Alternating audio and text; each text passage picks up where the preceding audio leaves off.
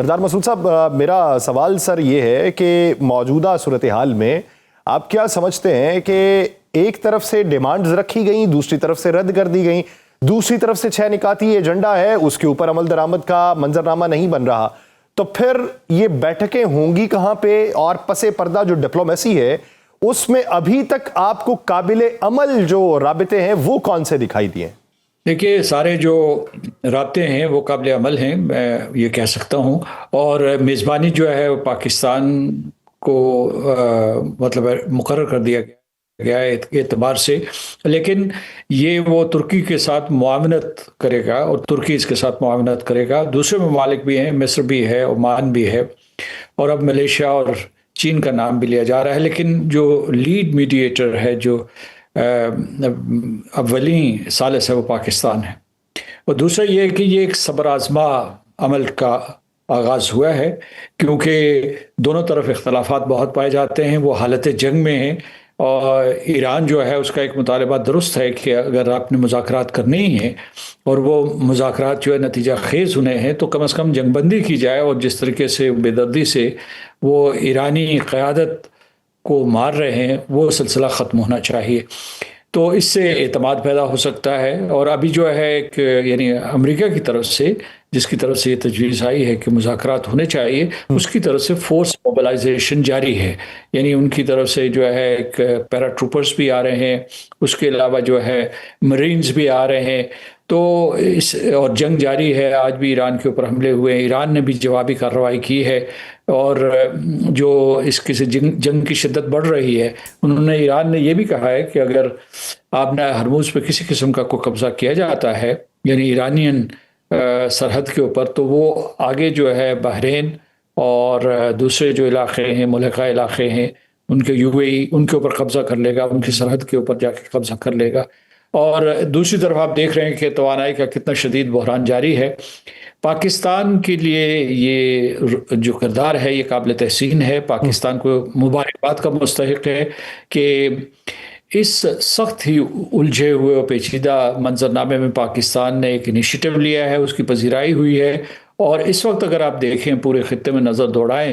تو پاکستان کے ان تمام ممالک کے ساتھ، امریکہ ہو، ایران ہو، سعودی عرب ہو، دوسری خلیجی ریاستیں ہیں، ان کے ساتھ گہرے تعلقات بھی ہیں، لیکن جنگ کے سلسلے میں وہ کہیں جانبداری۔ ایک چیز بتائیے، آپ نے بڑا لمبا عرصہ جو ہے وہ سرو کر لیا اقوام متحدہ میں،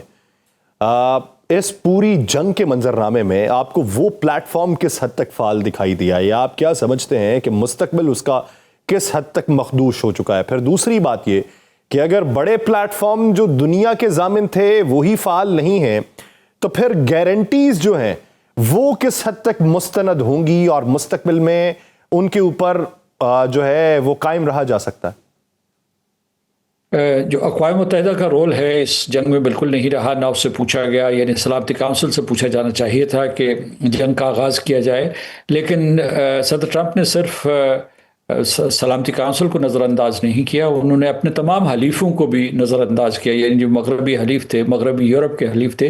ان سے پوچھا تک نہیں، انہیں اعتماد میں نہیں لیا گیا۔ انہوں نے کہا کہ وہ ان سے پوچھا گیا پریس کانفرنس میں، تو ان کا وہ سرپرائز دینا چاہتے تھے کہ معاملہ بہت حساس تھا اور وہ حملہ کرنا چاہتے تھے،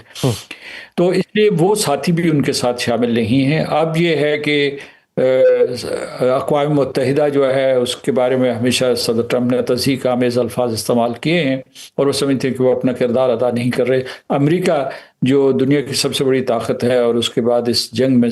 سب سے بڑا فریق ہے، اور اس نے جنگ کا آغاز کرنے میں ایک بہت ہی اہم کردار ادا کیا، تو وہ اقوام متحدہ کے اوپر تو کسی قسم کا کوئی اعتماد نہیں کرتا۔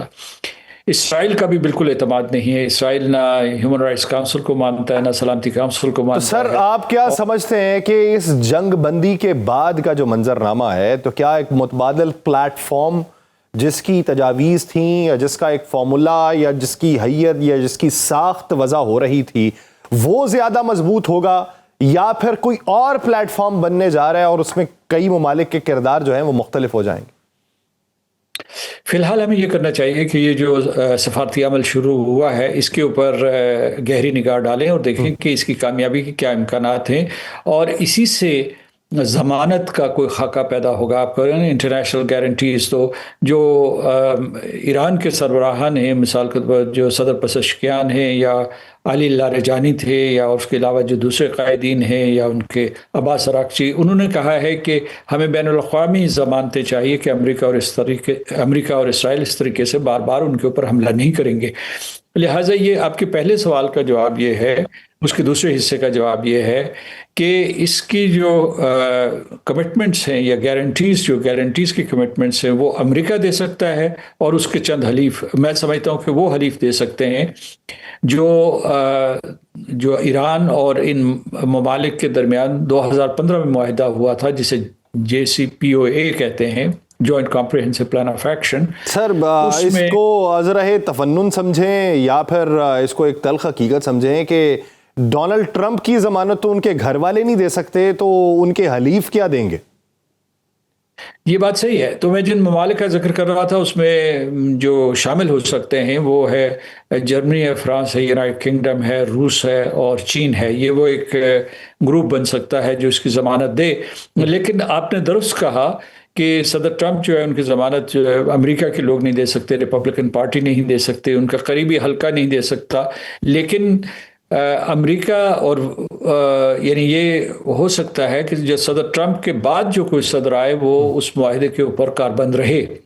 اس میں جو سب سے زیادہ بڑا سوال عذرائے تفنن نہیں بلکہ سنجیدگی سے ہم یہ کہہ سکتے ہیں کہ اس میں جو وائلڈ کارڈ ہے، یا وائلڈ کارڈ نہیں کہنا چاہیے، کہ وہ ویریبل جس کے اوپر کسی کا کوئی کنٹرول نہیں ہے، وہ اسرائیل ہے. یعنی امریکہ اگر آمادہ بھی ہو جائے، اسرائیل نے پہلے ہی کہہ دیا ہے کہ وہ اس صفاتی عمل کا یا اس ثالثی کے عمل کا حصہ نہیں ہے، اس نے اپنے آپ کو ڈسٹنس کر لیا ہے. تو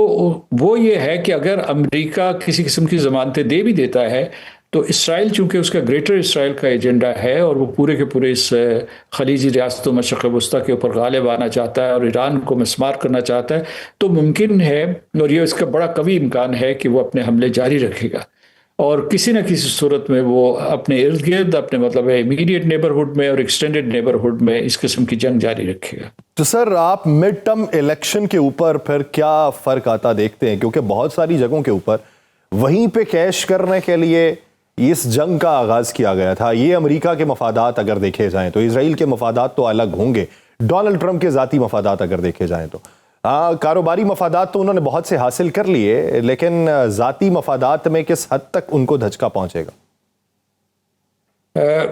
دو وجوہات ہیں جس کی وجہ سے امریکہ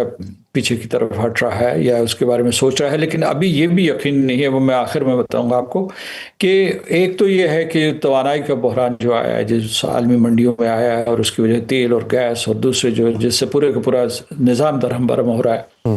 اور دوسرا یہ مڈ ٹرم الیکشن. تو مڈ ٹرم الیکشن میں وہ سمجھتے تھے کہ وہ آئیں گے، فتح کریں گے، واپس جا کے جو قوم کو بتائیں گے، اور اس طریقے سے مڈ ٹرم الیکشنز میں جو سارے کے سارے جو ریپبلکنز ہیں وہ کامیاب ہوں گے. اس وجہ سے تھوڑا پیچھے ہٹنا پڑ رہا ہے.